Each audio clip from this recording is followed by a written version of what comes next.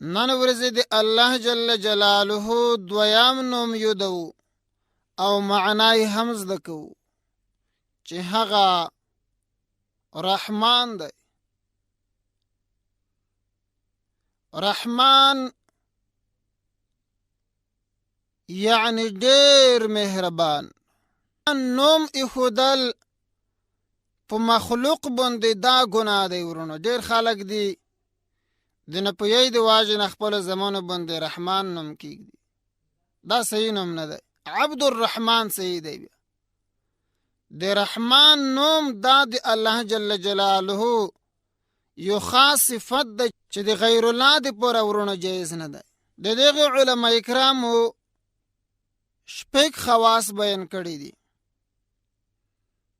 فرمایي چې څوک دغه نوم د الله تعالی د رحمان نوم د هر المنځ نه وروسته سل وره د دغه مبارک نوم په یلو سره الله جل جلاله دغه انسان د زړه هغه غفلت بلري او د دنیا په معاملاتو کې به الله جل جلاله دغه انسان سره کومک وکړي.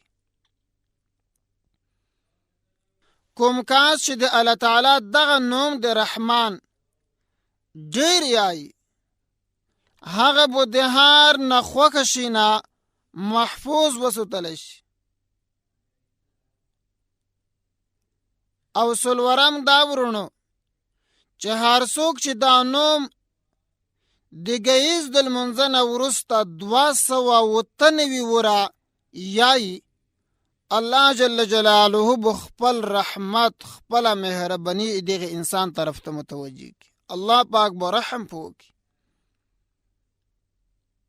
او پنځم خصوصیت دا لیکلی دی چې کوم کس 140 ورځې روزانه دغه نوم 140 وره داسې ویي چې یا رحمان الدنیا والآخره، یا رحمان الدنیا والآخره، نو د هغه انسان حاجت، د هغه انسان ضرورت او د هغه انسان مشکل به الله تعالی خامخا پوره کړي.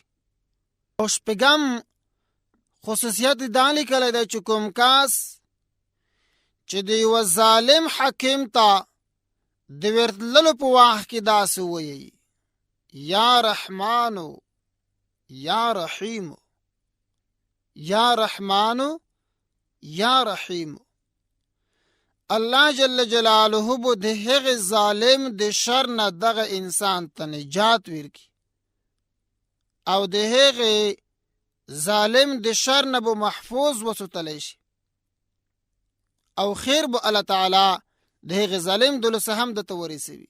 وآخر دعوانا ان الحمد لله رب العالمين.